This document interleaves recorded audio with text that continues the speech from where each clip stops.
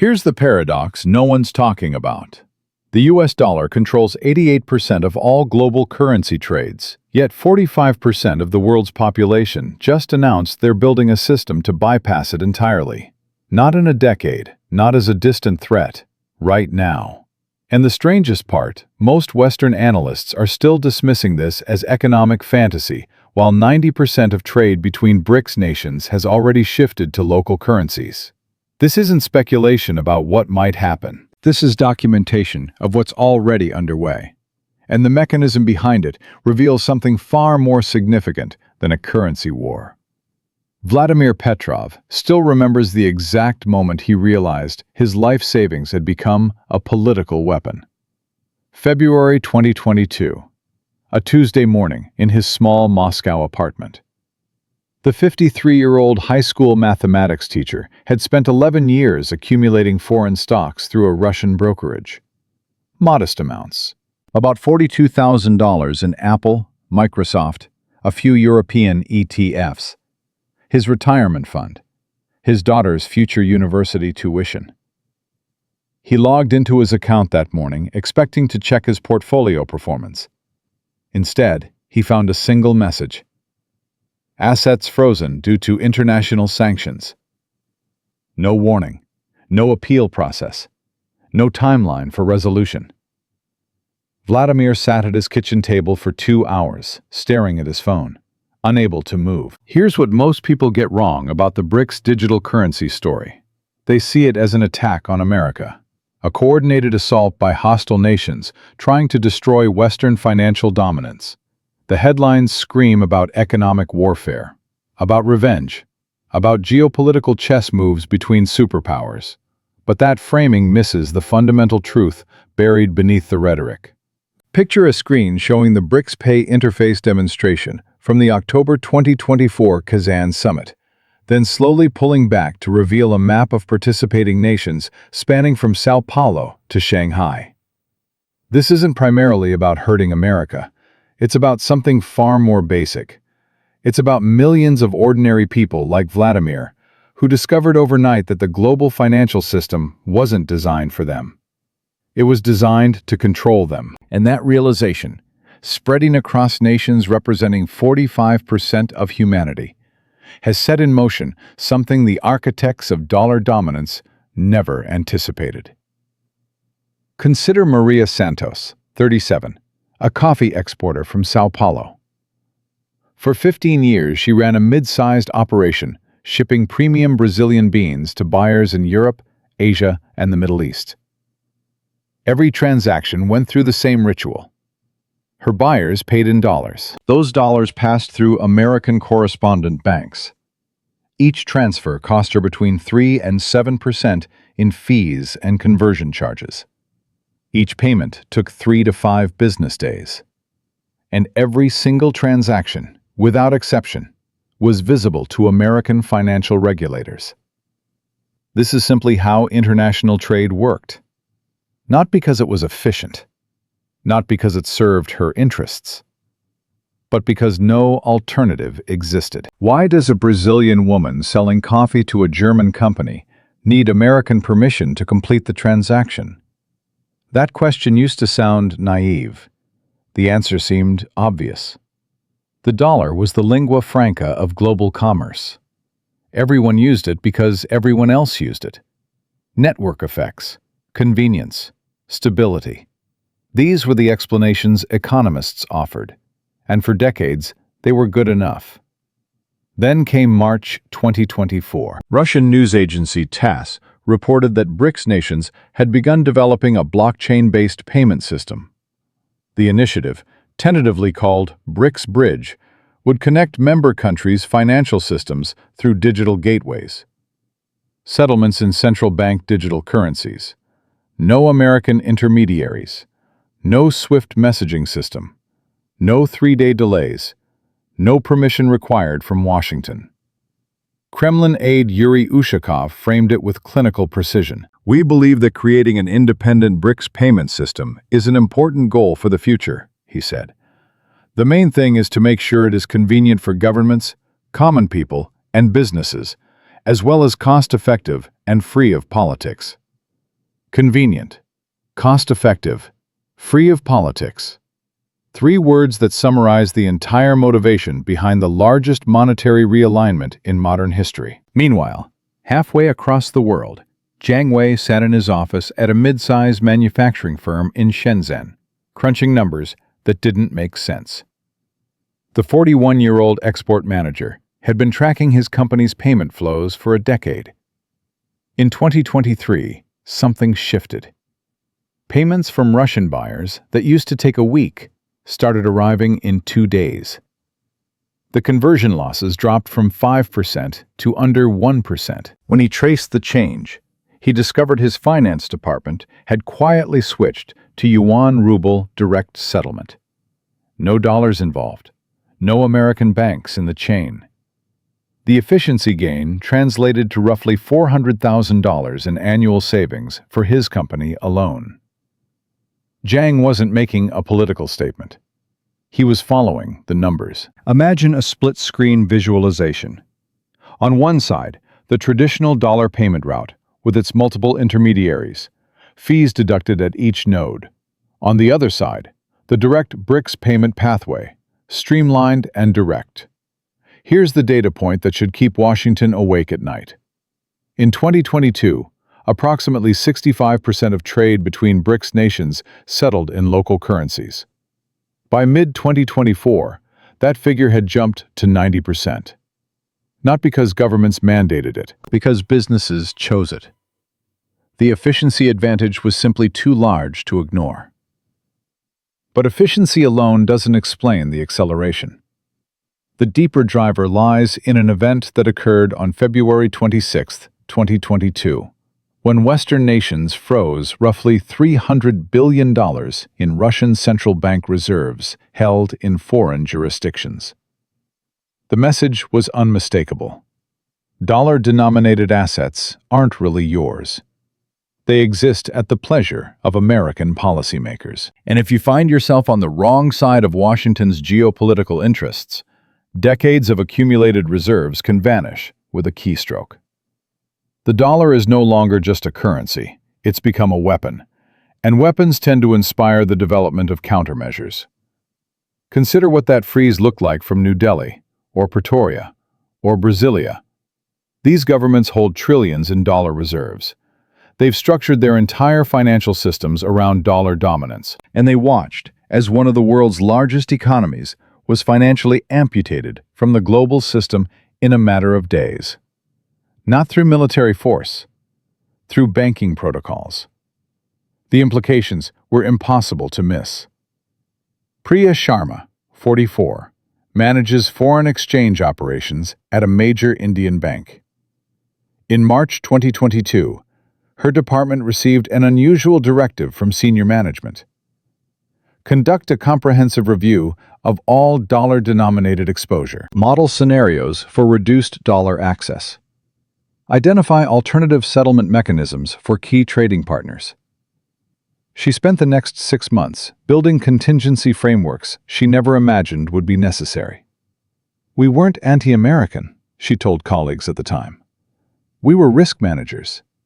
And the risk profile of dollar concentration had fundamentally changed overnight. Why would countries holding trillions in dollar reserves voluntarily reduce their exposure to the world's most liquid and stable currency? That question contains its own answer. Stability depends on predictability, and predictability evaporated the moment reserves became subject to political confiscation. The countries now building alternatives aren't rejecting the dollar because they hate America. They're building alternatives because prudent financial management requires it. The same logic that once drove dollar accumulation now drives dollar diversification. At the July 2025 BRICS summit in Rio, leaders confirmed what many analysts still refuse to believe. No single BRICS currency would launch in the near term. Instead, the focus shifted to BRICS Pay, a cross-border payment platform designed to make dollar circumvention seamless and scalable. Not a dollar replacement, a dollar bypass. The distinction matters. A graphic showing the BRICS Pay architecture. Decentralized nodes, encrypted messaging protocols, automatic currency conversion between participating national currencies. The system's technical specifications reveal its true ambition. The decentralized cross-border messaging system, developed at St. Petersburg State University, operates without any central owner or hub. Participants manage their own nodes. The architecture makes the system resistant to external control or interference. Translation: immune to the kind of financial sanctions that crippled Russia's connection to SWIFT. China fully backed BRICS Pay in October 2024. The yuan's share of global forex trades climbed to 8.5% by September 2025. Russia reported yuan-ruble trading volume hit $420 billion in 2024. These aren't projections. These are transactions already completed. And Vladimir Petrov? 3 years after watching his savings freeze, he discovered something unexpected. A mutual unblocking program allowed him to recover assets worth up to about $1,000 out of $42,000. He teaches mathematics classes now to pay for his daughter's education. He'll retire later than planned. Much later. But he also learned something that textbooks never taught. In a world where money can be frozen with a memo, the currency you trust matters less than the system you can control. The question isn't whether BRICS will succeed in displacing the dollar. That framing misses the point entirely. The question is, what happens to a financial system built on universal trust once a critical mass of participants decides that trust was misplaced? And the answer to that question is already taking shape. Transaction by transaction, node by node, in a decentralized network that Washington can't freeze, can't monitor, and increasingly can't ignore. What comes next will determine whether the dollar's dominance survives the decade. But first, you need to understand how we arrived at this moment. And that story begins not in Moscow or Beijing, but in a small town in New Hampshire, 80 years ago, where the architects of American financial supremacy made a bet they assumed could never be called. July 1944. A small resort town called Bretton Woods, nestled in the White Mountains of New Hampshire. 730 delegates from 44 nations gathered at the Mount Washington Hotel to rebuild the global financial system from the wreckage of World War II. Europe lay in ruins. The British Empire was bleeding money, and the United States held 2/3 of the world's gold reserves. The delegates faced a simple question with profound implications. What would the world use for money? The answer they constructed would shape the next 8 decades of human history. Picture the grand ballroom of the Mount Washington Hotel. Delegates in suits gathered around tables covered with currency charts and economic projections, cigarette smoke hanging in the air. The fate of the global economy being decided by men who understood they were designing a system that would outlast them all. John Maynard Keynes, Britain's legendary economist, proposed something radical. An international currency called the Bancor, managed by a global central bank. No single nation would control it. No country would enjoy unfair advantage. The system would be balanced, neutral, designed to prevent the kind of currency manipulation that had contributed to 2 world wars. Harry Dexter White, the American delegate, had a different idea. The dollar would become the world's reserve currency. Other currencies would peg to the dollar. The dollar would peg to gold. America would guarantee convertibility at $35 per ounce. Keynes understood what this meant. Whoever controls the reserve currency controls the rules. But Britain was bankrupt, and America was ascendant. The vote wasn't close. Here's what most people get wrong about the Bretton Woods system. They think it was designed to create stability. It was designed to create control. Every international transaction would flow through dollar channels. Every central bank would hold dollar reserves. Every country that wanted to participate in global trade would need American currency to do it. The system wasn't neutral. It was architecture, and the architect held all the blueprints. Think of it like a highway system. where every road passes through a single toll booth. You can drive anywhere you want. You can trade with anyone you choose. But every journey requires a ticket that only one country can print. And that country gets to decide who travels and who stays home. The system worked remarkably well for 27 years. Then came the first crack. August 15, 1971.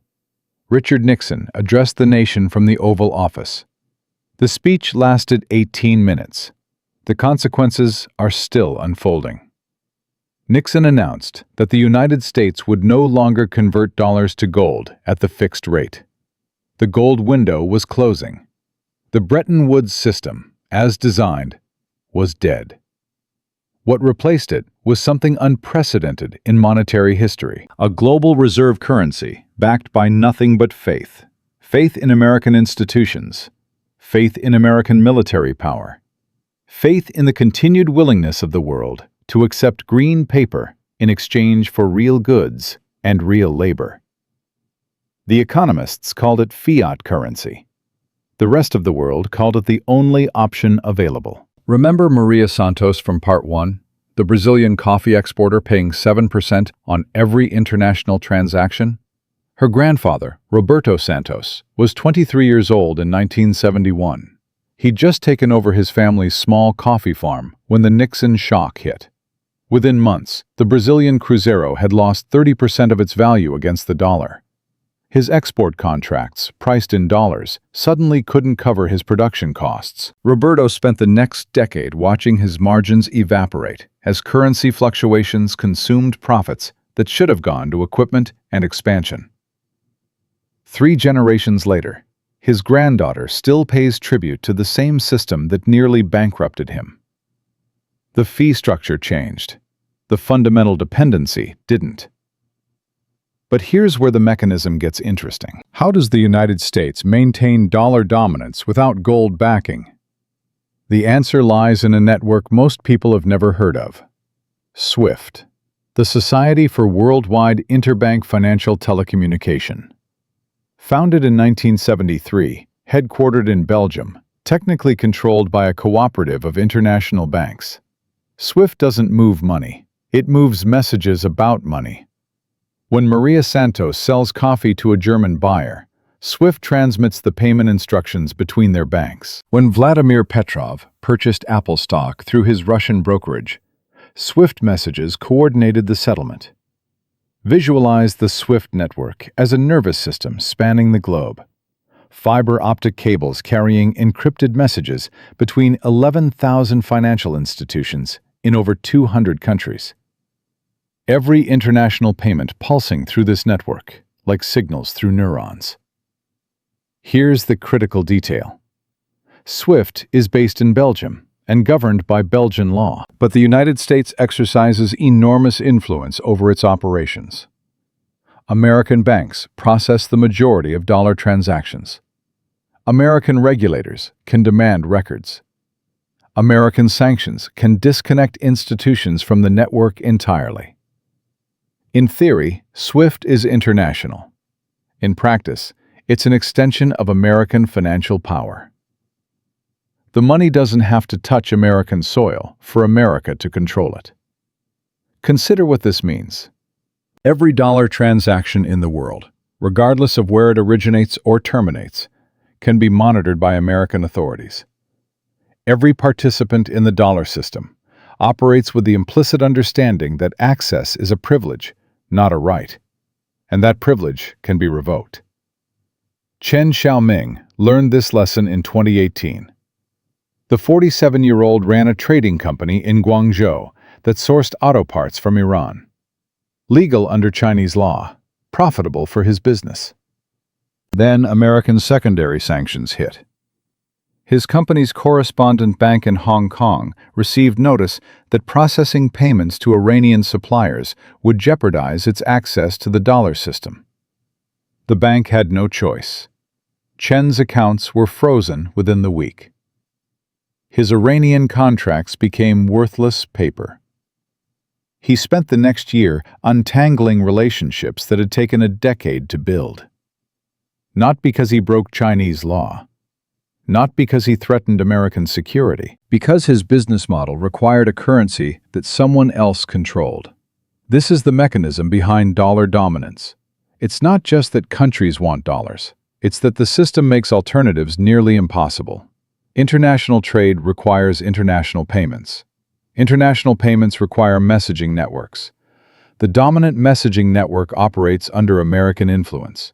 The logic is circular by design. Now here's the contrarian point that challenges conventional wisdom about de-dollarization. The dollar's critics argue that its dominance is artificial, maintained through coercion rather than merit.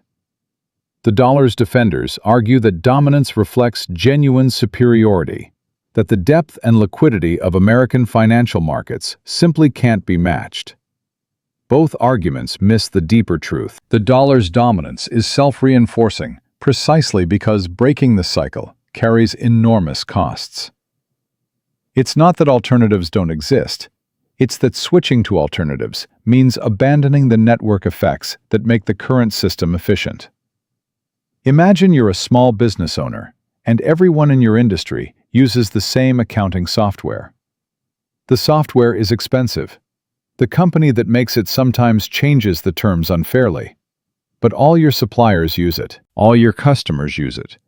All your banks can read its files. Switching to something else would mean retraining your staff, convincing your partners to switch too, and accepting months of friction during the transition. The software isn't better. It's just embedded. And embedded systems are remarkably hard to dislodge. This is why, despite decades of complaints, despite the Asian financial crisis of 1997, despite the global financial crisis of 2008, despite the increasing weaponization of financial sanctions, the dollar's share of global reserves barely budged. In 1999, the dollar represented about 71% of global foreign exchange reserves. By 2020, that figure had declined to roughly 59%. 21 years, 12 percentage points. Glacial. But glaciers can crack. March 2022 marked the moment when gradual erosion became potential rupture. When Western nations froze Russian reserves, they didn't just punish Russia. They demonstrated to every central bank on Earth that dollar reserves carry counterparty risk. The safe asset wasn't safe. The neutral infrastructure wasn't neutral. The rules could change overnight based on decisions made in Washington. Remember Vladimir Petrov, the mathematics teacher from Part 1, watching his retirement savings disappear? Multiply his experience by 3.5 million. That's how many Russian citizens lost access to foreign securities frozen under EU sanctions. The overwhelming majority held assets worth less than $1,300. Small savers, middle-class investors, people who believed that participating in global markets meant sharing in global protection. They learned otherwise. And in central bank offices from New Delhi to Riyadh to Brasilia, risk managers drew the same conclusion. If it happened to Russia, it could happen to anyone. The cost of dollar dependence had always been theoretical.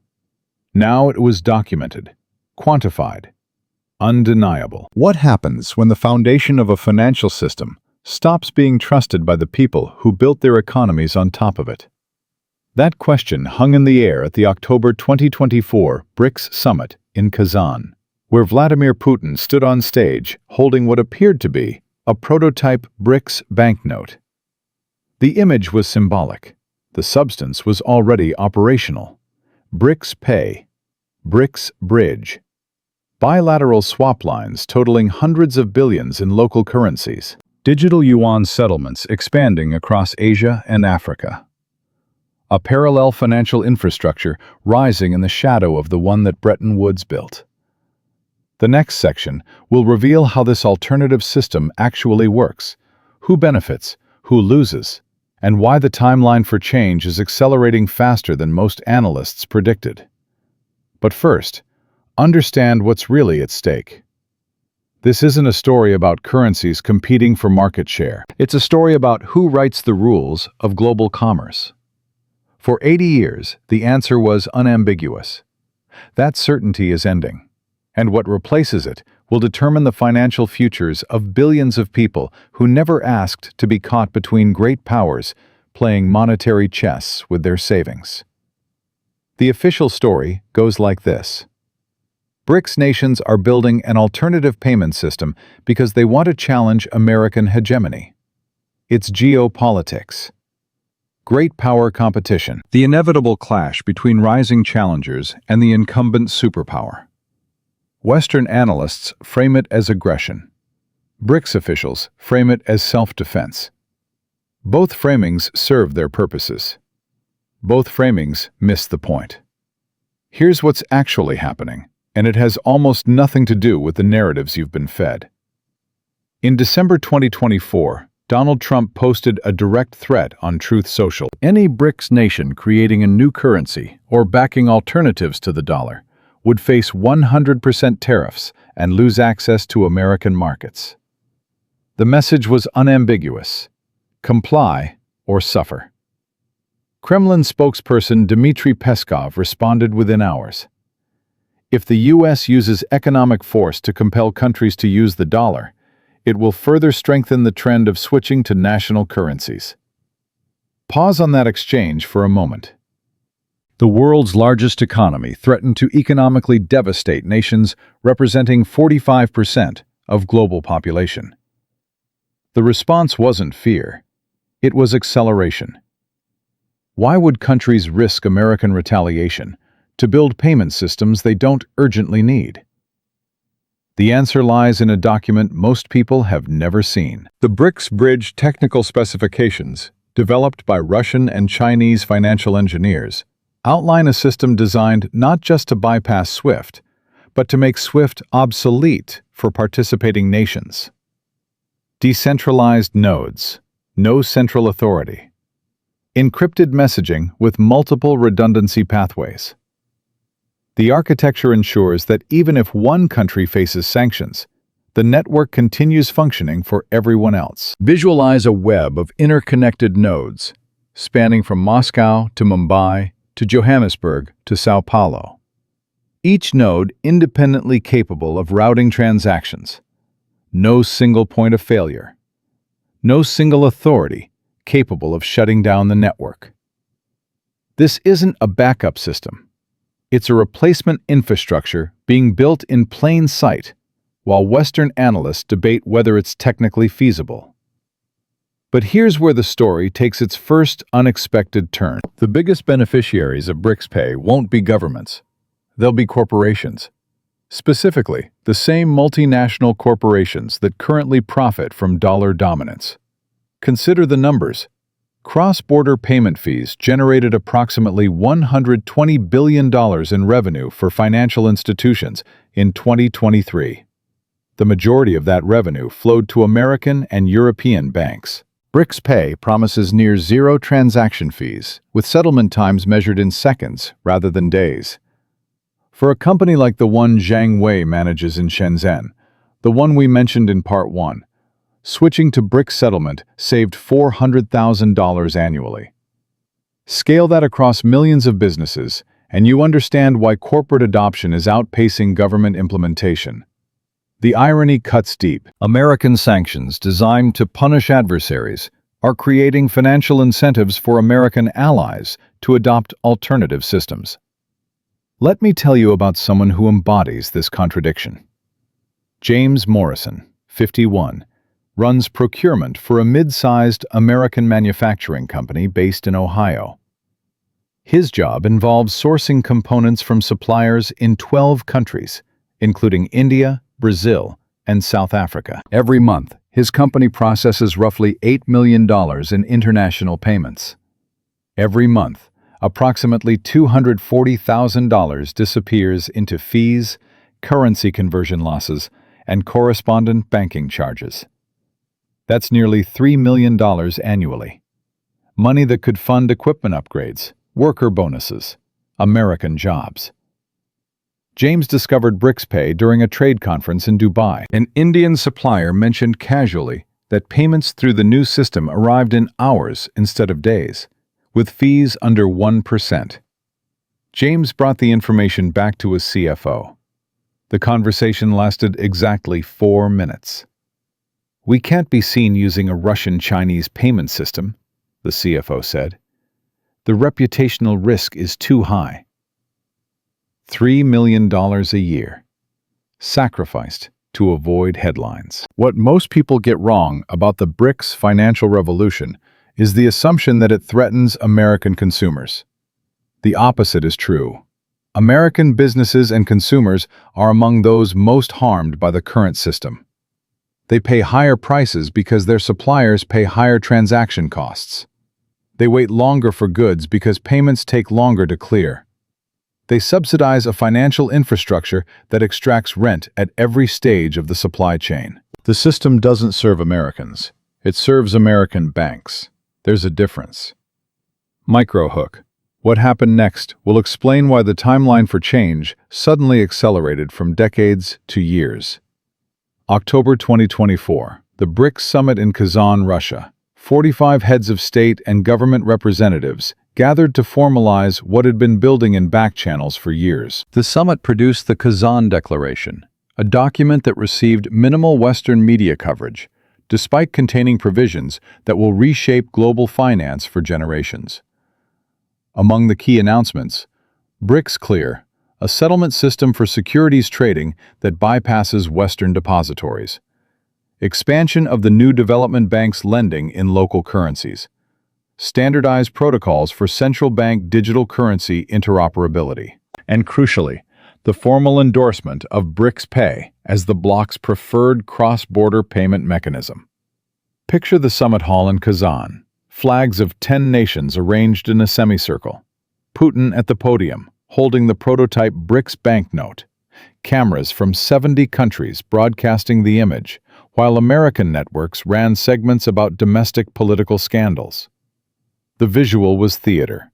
The substance was architecture. Remember Chen Xiaoming from Part 2? The auto parts trader whose business was destroyed by secondary sanctions? He was in Kazan. Not as a delegate, as an observer, watching the system that had crushed his livelihood be systematically dismantled. "I felt like someone watching their jailer's prison being demolished," he told colleagues afterward. The walls were still standing, but you could see the cracks. Now comes the rage moment, the part of this story that should make you furious regardless of your politics. While BRICS nations build infrastructure to protect their citizens from financial weaponization, what has America built? Consider the asymmetry. When Russian central bank reserves were frozen, approximately $300 billion was locked in Western depositories. The interest generated on those frozen assets, held primarily at Euroclear in Belgium, amounts to roughly $3 billion annually. That money, generated by Russian reserves, is now being discussed as a funding mechanism for Ukraine. Set aside the geopolitics. Focus on the mechanism. A country's sovereign reserves, accumulated over decades of commodity exports, can be frozen without judicial process, and the interest generated can be redirected to that country's enemies. No trial, no conviction, no appeal. Just policy decisions made by officials in Washington and Brussels. Now apply that mechanism to any country, to your pension fund's foreign holdings. If American reserves were frozen by a foreign power and the interest redirected to fund operations against American interests, what would we call it? We'd call it theft. We'd call it an act of war. We'd mobilize every resource to prevent it from ever happening again. And that's exactly what BRICS nations are doing. Not because they love Russia, not because they hate America, because they watched what happened and drew the rational conclusion. Any country holding dollar reserves is holding assets that can be confiscated at American discretion. The only protection is not holding those assets in the first place. The consequences of this realization are already visible in central bank behavior. Gold purchases by BRICS central banks reached record levels in 2023 and 2024. China has reduced its treasury holdings by over $200 billion since 2021. India signed currency swap agreements worth billions with Russia, the UAE, and other partners. These aren't symbolic gestures, they're risk management. The dollar didn't lose its dominance because enemies attacked it. The dollar is losing its dominance because friends stopped trusting it. Let me introduce you to someone whose story crystallizes the human stakes. Amara Okonkwo, 39, works as a treasury analyst at a Nigerian sovereign wealth fund. Her job is to protect her country's reserves against currency fluctuations and geopolitical risk. Before 2022, her portfolio allocation was straightforward: 60% dollar assets, 20% euros. The rest diversified across stable currencies. Safe, conventional, what every textbook recommended. After February 2022, her risk models broke. The assumptions underlying them, that sovereign reserves held in major currencies were inviolable, no longer held. She spent months rebuilding her framework. The new allocation? 40% gold and commodities, 30% yuan-denominated assets, 20% diversified local currencies, 10% dollars and euros. Her supervisor questioned the shift. "The dollar is still the safest asset," he argued. Amara's response has become something of a legend in sovereign wealth circles. Safe for whom? Safe until when? And who decides? Those three questions now echo through central bank offices across the global south. Safe for whom? Safe until when? Who decides? The answers no longer favor the dollar. Second micro hook. What you're about to learn will explain why this shift is irreversible. Here's the contrarian point that most analysis ignores. BRICS isn't trying to destroy dollar dominance. BRICS is trying to make dollar dominance irrelevant. The distinction matters enormously. Destroying the dollar would require direct confrontation, massive economic disruption, and coordinated action that the diverse BRICS membership could never sustain. Making the dollar irrelevant requires only one thing: building alternatives that work better for participants. The dollar doesn't need to collapse. It just needs to stop being necessary. This is why American threats have failed to slow the transition. Tariffs punish countries for using alternatives, but they don't make the alternatives less attractive. If anything, tariffs accelerate adoption by demonstrating exactly the kind of arbitrary economic coercion that alternatives were designed to escape. The weapon defeats itself by being used. Consider the math. 90% of trade between BRICS nations now settles in local currencies. The yuan's share of global forex trading reached 8.5% in 2025, up from 4% in 2019. China-Russia bilateral trade hit $245 billion in 2024, almost entirely in yuan and rubles. These aren't projections. These are completed transactions in systems that didn't exist a decade ago. Remember Maria Santos, the Brazilian coffee exporter from Part 1? She received her first yuan-denominated payment last year. The fee was 0.8%. The settlement time was 4 hours. Her message to her grandfather Roberto, who nearly lost the family farm to currency fluctuations in the 1970s, would have been simple if he were still alive. The toll booth finally has competition. The dominance that took 80 years to build is eroding in real time. And once the infrastructure exists, once the network effects tip, once a critical mass of transactions flows through alternative channels, the process becomes self-reinforcing. Each country that reduces dollar exposure makes it easier for the next country to follow. Each successful transaction proves the system works.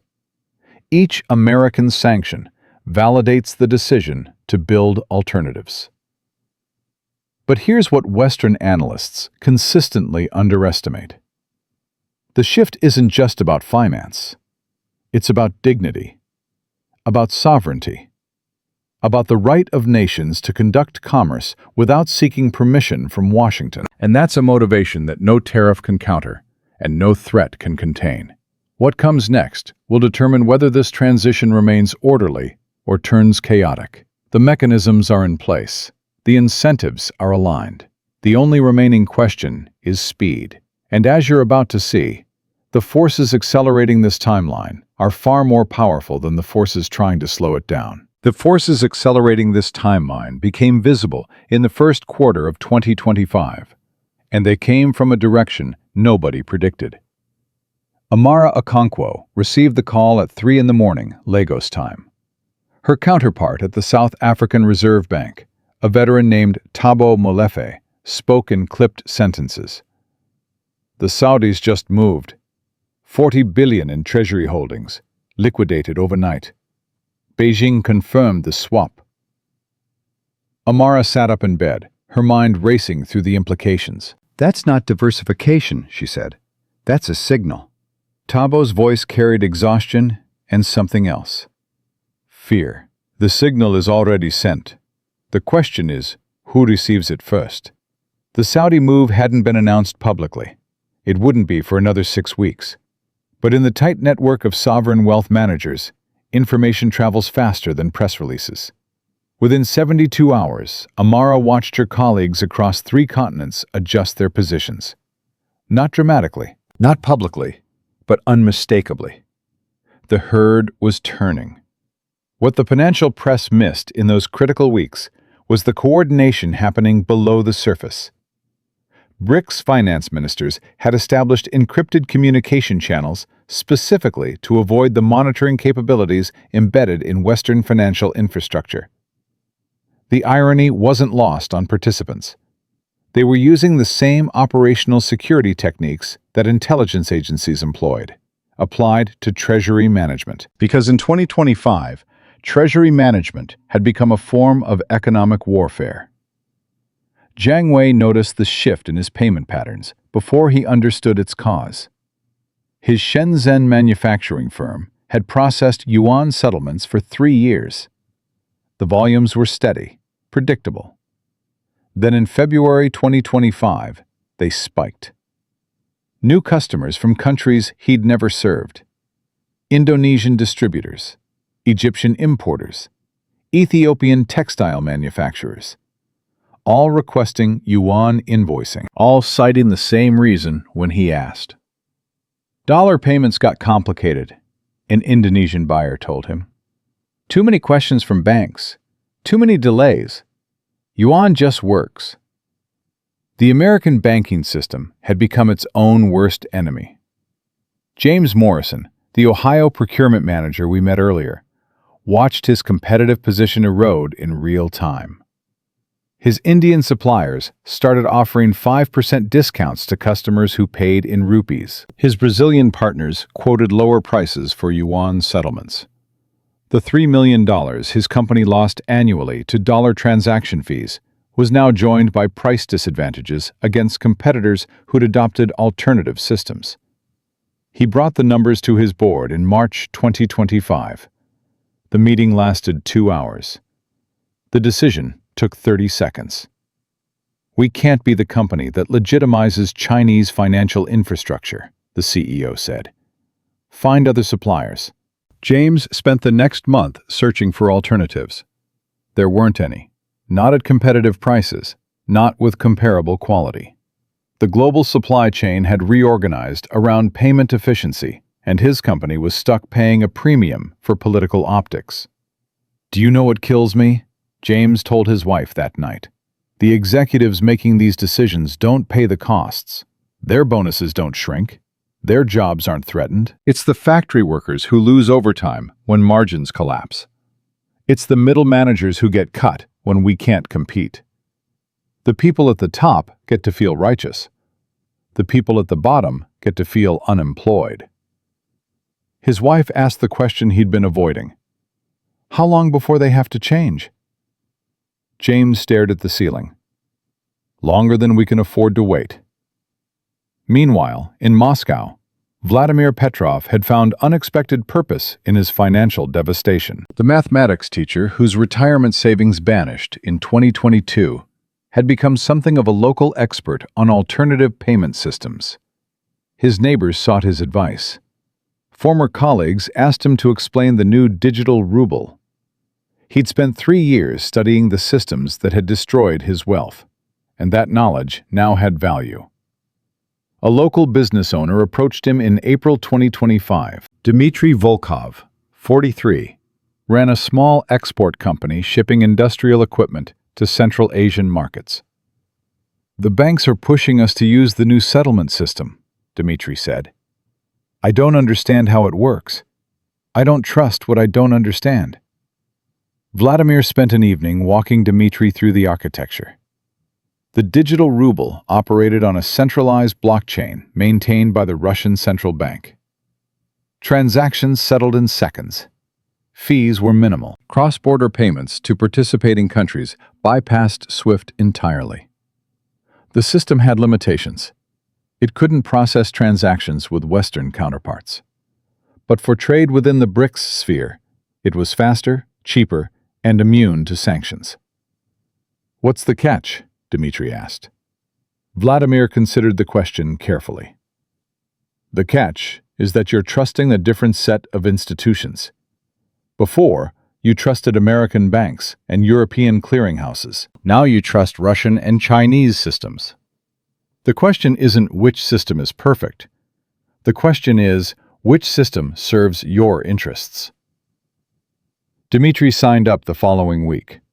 His first transaction, a shipment of mining equipment to Kazakhstan, cleared in 4 hours. The fee was 0.3%. His previous dollar-based payments had taken 5 days and cost 4.7%. The math was undeniable. This pattern repeated across thousands of businesses throughout the BRICS sphere, not because governments mandated adoption, because economic incentives made resistance irrational. The system that worked better won users. The system that extracted excessive fees lost them. Market forces, the same forces that Western economists celebrated in theory, were dismantling Western financial dominance in practice. But the truly destabilizing development came from an unexpected source. In May 2025, a consortium of European manufacturers petitioned the European Central Bank for guidance on BRICS Pay integration. The petition wasn't public. The signatories included automotive suppliers, pharmaceutical companies, and industrial equipment manufacturers. Their request was simple. They wanted legal clarity on whether European companies could use BRICS settlement systems for transactions with BRICS counterparts. The ECB's response, leaked to the Financial Times 3 weeks later, sent shockwaves through diplomatic channels. The bank acknowledged that no explicit prohibition existed. European companies could, in principle, use any settlement system legal in their jurisdiction. BRICS Pay operated under Russian and Chinese law. Using it for transactions with Russian or Chinese counterparts didn't violate EU sanctions as currently written. Washington's reaction was immediate and furious. "Let me be clear," the Treasury Secretary said in a hastily arranged press conference. "Any financial institution that facilitates transactions through systems designed to evade American oversight will face consequences. We will use every tool available to protect the integrity of the international financial system." But the threat rang hollow, and everyone in the room knew it. European companies weren't evading anything. They were optimizing costs. They were serving shareholders. They were doing exactly what capitalism demanded. The only thing they were evading was American fees.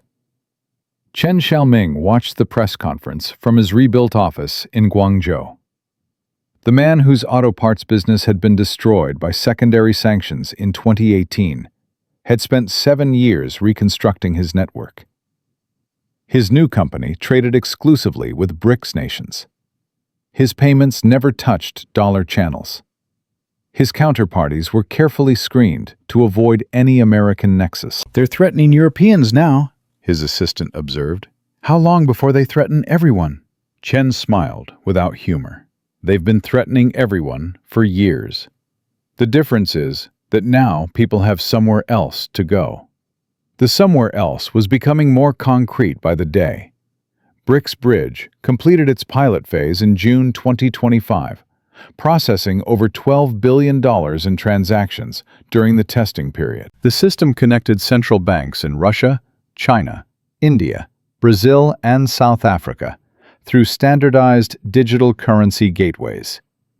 Settlement was instantaneous. Costs were negligible. And most importantly, the system operated entirely outside Western jurisdiction. The technical achievement was impressive. The political implications were revolutionary. Consider what instantaneous settlement means for countries managing foreign exchange reserves. Traditional dollar settlements required maintaining buffer stocks to cover payment delays. A country expecting $1 billion in export revenue might need to hold $200 million in liquid dollar reserves just to manage cash flow timing. With instantaneous settlement, those buffer requirements evaporated. Countries could operate with leaner reserve positions. They could deploy capital more productively. The efficiency gains compounded across entire economies. Maria Santos felt this shift in her daily operations. The Brazilian coffee exporter, who'd spent her career paying tribute to the dollar system, received her first BRICS Bridge payment in July 2025. A shipment to an Indian buyer, $240,000 equivalent in rupee-yuan settlement. The payment arrived before her cargo ship reached Mumbai. "I've been in this business for 15 years, she told her operations manager. "I've never seen money move faster than goods." Her grandfather Roberto had died in 2019, but she kept his photograph in her office. The man who'd nearly lost everything to currency fluctuations in the 1970s. The man who'd taught her that international trade was a game rigged against small players. She wondered what he'd think of this moment. A Brazilian woman settling trades in Asian currencies through systems that American banks couldn't touch. It would have seemed like science fiction to him. It seemed like justice to her. But the justice came with complications. Priya Sharma, the Indian bank foreign exchange manager from Part 1, faced a dilemma that crystallized the tensions of the transition period. Her institution served clients on both sides of the emerging divide. Multinational corporations needed dollar services for Western operations. Domestic companies increasingly wanted rupee and yuan capabilities. Running parallel systems meant parallel costs. Choosing one system meant losing customers to competitors who chose differently. "We're being asked to pick sides in a financial war," she told her risk committee in August 2025. "But our clients don't want sides. They want efficiency. They want optionality. They want us to solve problems that governments created." The committee debated for 6 hours. The decision, when it came, was pragmatic rather than political. The bank would maintain full dollar capabilities while building BRICS integration for interested clients. They would let customers choose their preferred systems. They would be neutral infrastructure providers in a world that increasingly demanded allegiance. "It's not sustainable," one committee member warned. "Eventually, we'll have to commit." Priya nodded. "Eventually is not today. Today, we serve our clients." The neutrality strategy worked until it didn't. In September 2025, the United States Treasury Department issued new guidance on correspondent banking relationships. Any bank maintaining active BRICS Pay integration would face enhanced due diligence requirements for dollar transactions. Compliance costs would increase. Processing times would lengthen. The guidance stopped short of prohibition, but the intent was clear. Washington was forcing institutions to choose. Priya's phone rang within hours of the announcement. Her largest corporate client, a pharmaceutical manufacturer with operations in 30 countries, wanted clarity. "Can you still process our dollar payments if you're also running BRICS transactions?" "Technically, yes," Priya said. "Practically, there will be delays, additional documentation, possible scrutiny." "How much delay?" We don't know yet. The guidance is deliberately vague. Silence on the line.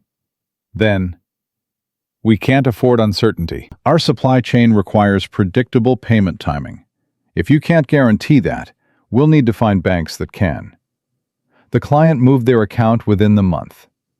$3 billion in annual transaction volume. Gone. Not to a competitor that avoided BRICS integration. To a competitor that avoided dollar integration.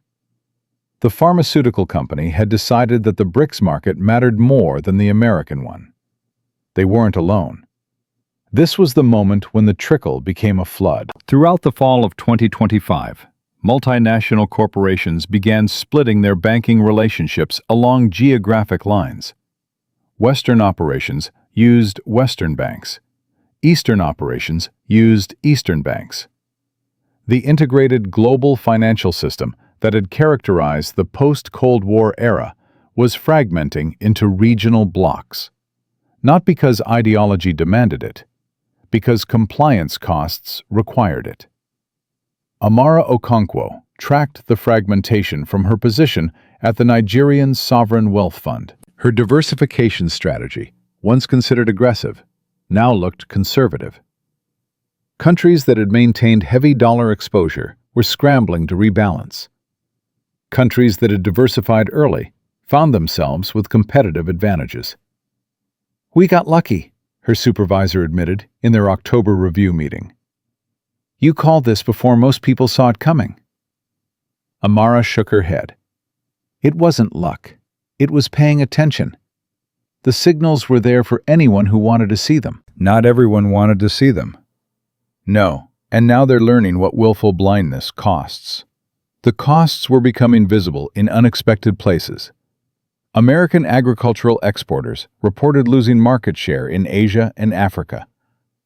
Not because their products were inferior, because their payment requirements were burdensome.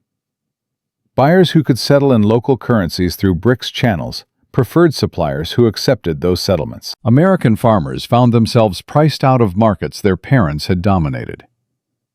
The Trump administration's response was predictable and counterproductive. More tariffs. More threats. More sanctions on institutions facilitating BRICS transactions. Each escalation validated the original premise of BRICS financial infrastructure. Each punishment proved why alternatives were necessary. "They're playing checkers in a chess game," Zhang Wei observed during a dinner with fellow exporters in Shenzhen. "Every move they make creates 3 new opportunities for us."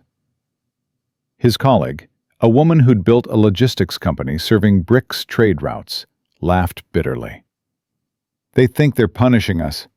They're training us. Every sanction teaches us what we still depend on them for.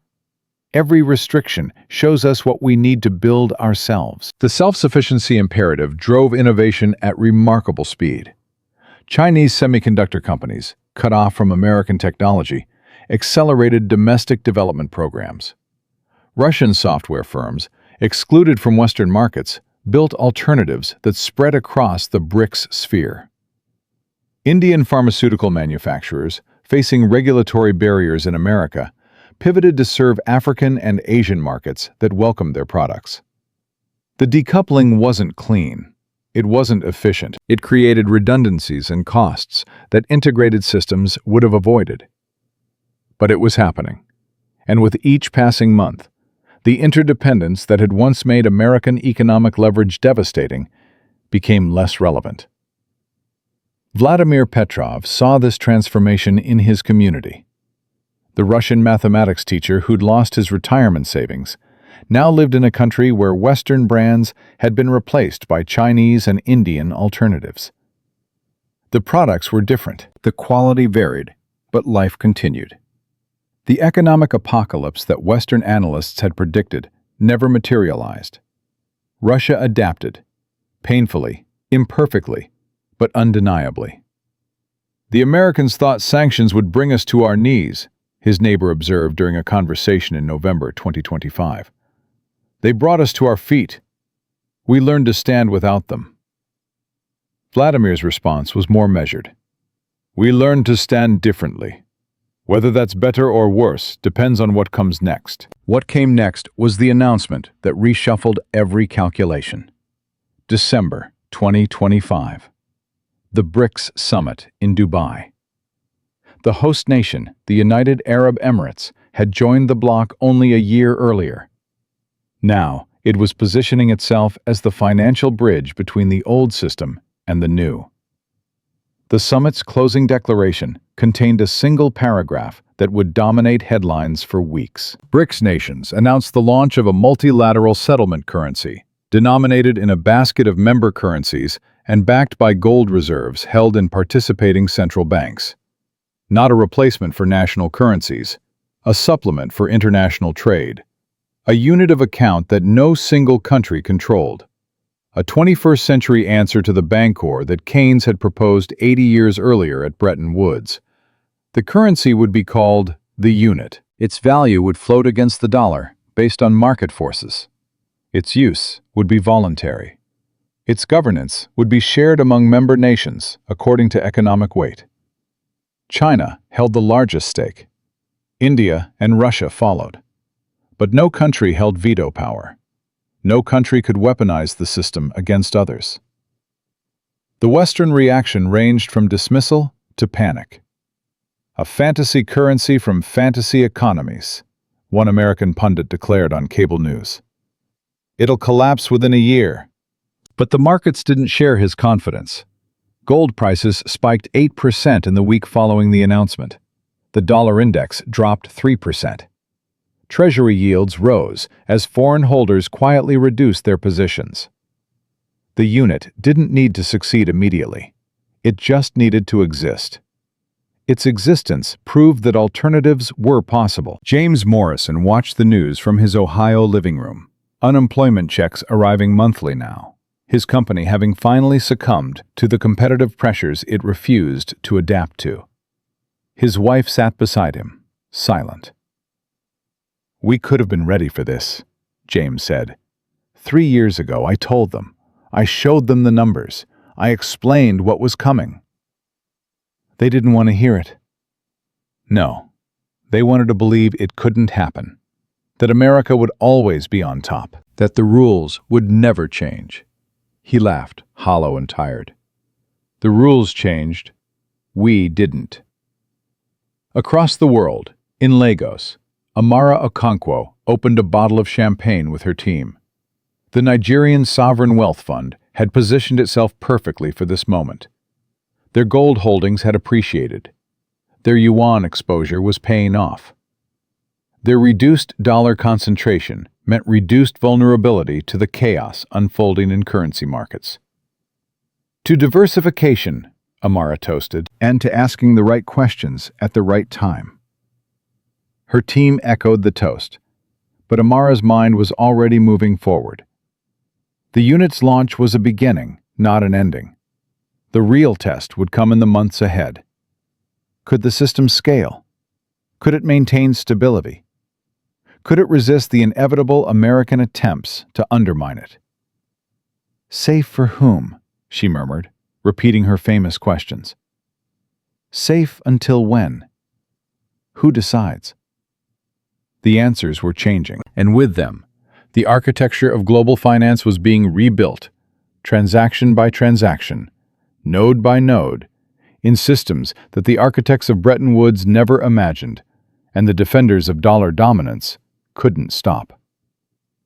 The consequences of that rebuilding would touch every person on Earth. Some would prosper. Some would suffer. Most would simply adapt, as humans always do, to the new realities that emerge when old systems fail to serve the people they claim to protect. Maria Santos sent her first unit-denominated invoice in January 2026. Zhang Wei's company opened a settlement account at a BRICS bridge participating bank. Chen Xiaoming finally felt safe enough to expand beyond the cautious boundaries he'd maintained since his destruction in 2018. Vladimir Petrov started teaching a new class, Introduction to Digital Currency Systems. Enrollment was full, and somewhere in Washington, officials who had spent decades assuming American financial dominance was permanent began to understand that permanence is an illusion, that systems built on trust cannot survive the abuse of that trust, that the only thing more dangerous than having enemies is creating them unnecessarily. The world they had known was ending. The world that would replace it was being born.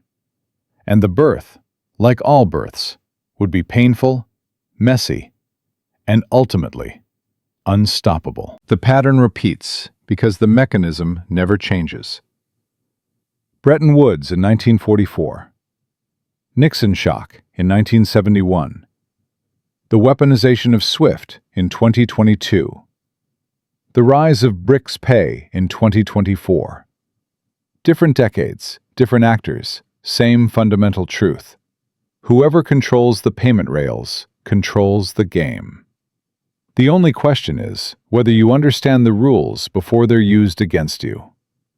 Vladimir Petrov understood too late. The Russian mathematics teacher, who lost $42,000 to sanctions he never anticipated, spent 3 years rebuilding something smaller, but more resilient. His new savings sit in gold, digital rubles, and a small apartment he owns outright.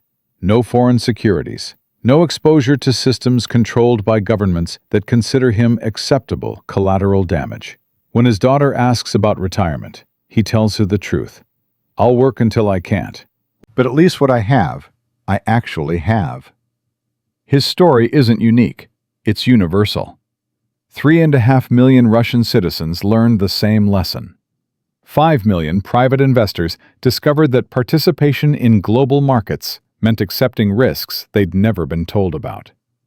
And across the developing world, from Nigeria to Brazil to India, central bankers watched and drew conclusions that will shape policy for generations.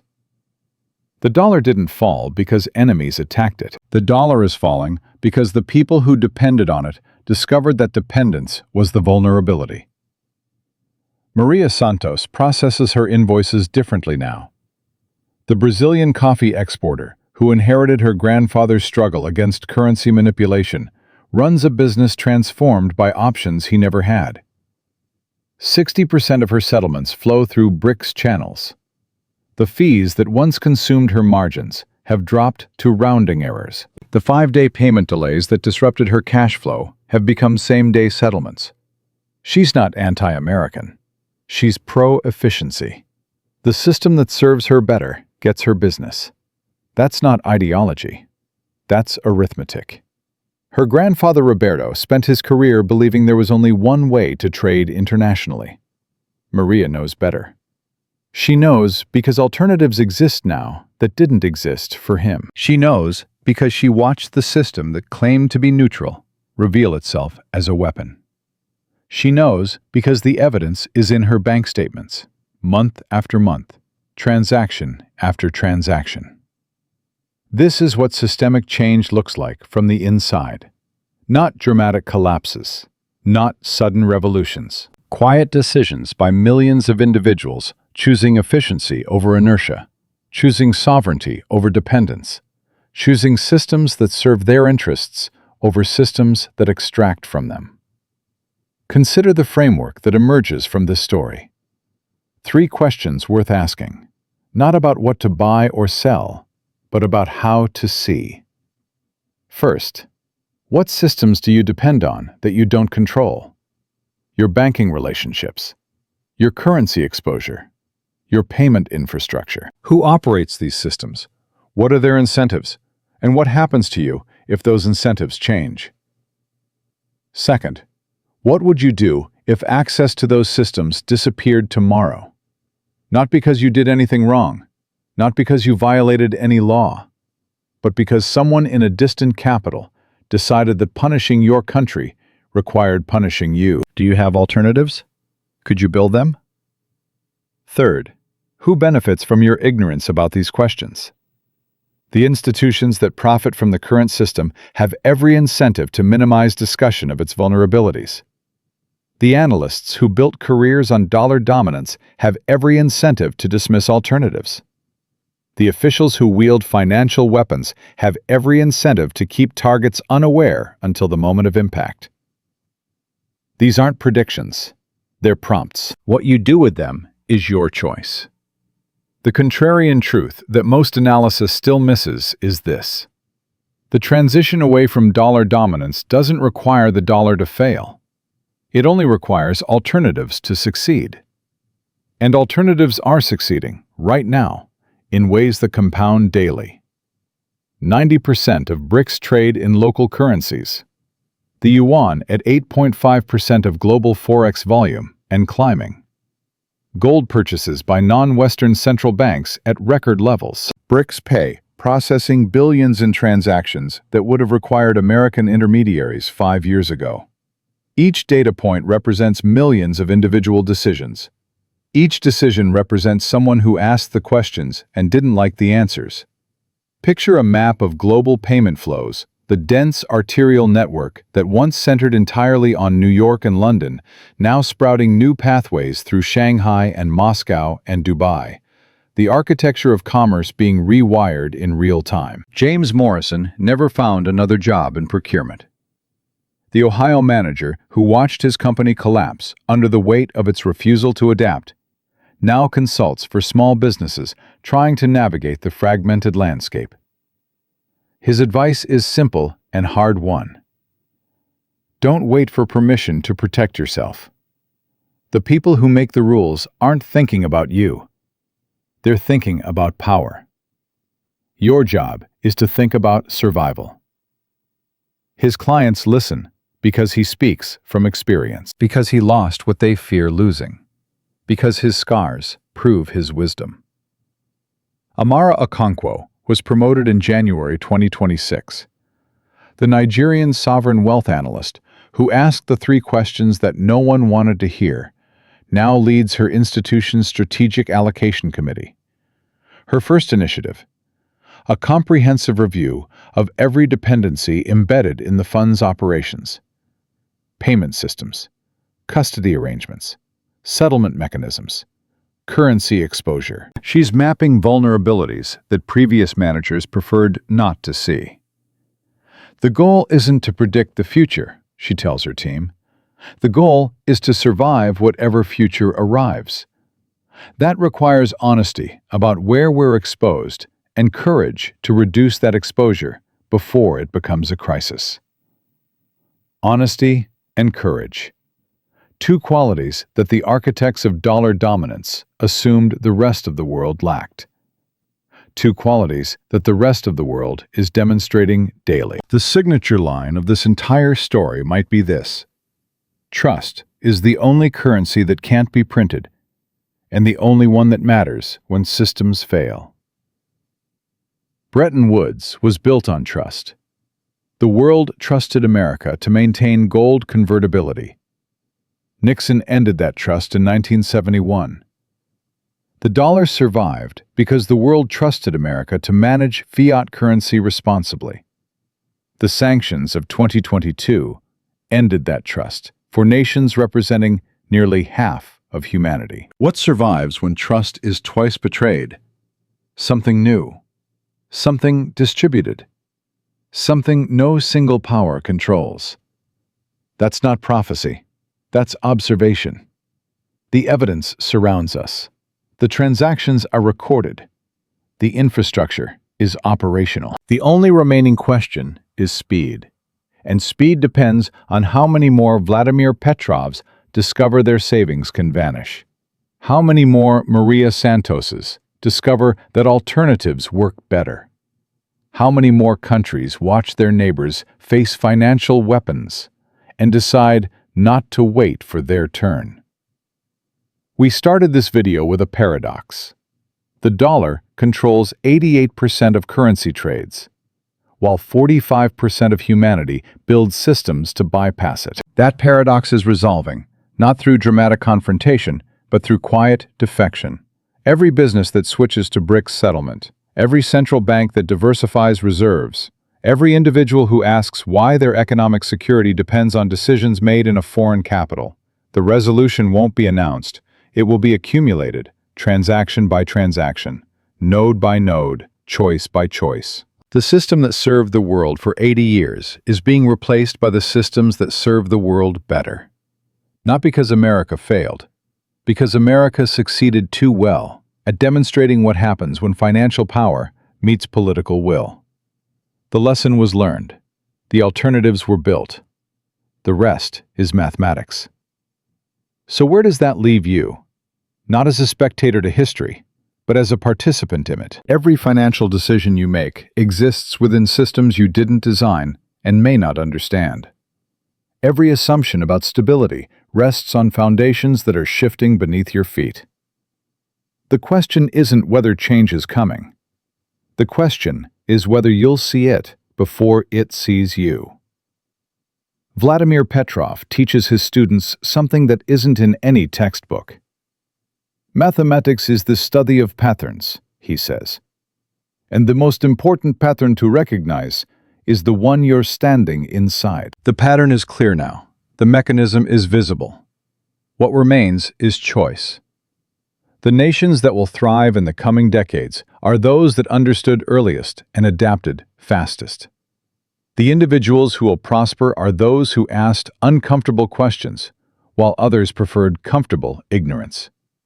The systems that will endure are those built to serve their users rather than control them. This video was never about telling you what will happen. It was about showing you what is happening.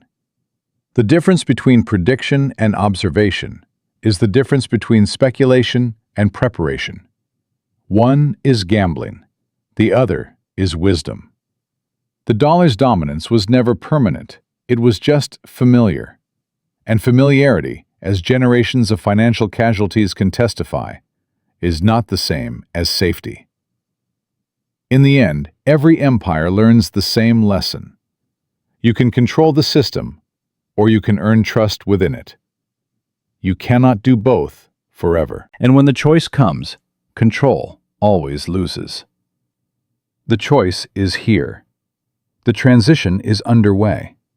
And the only certainty is this: the world that emerges will belong to those who saw it coming.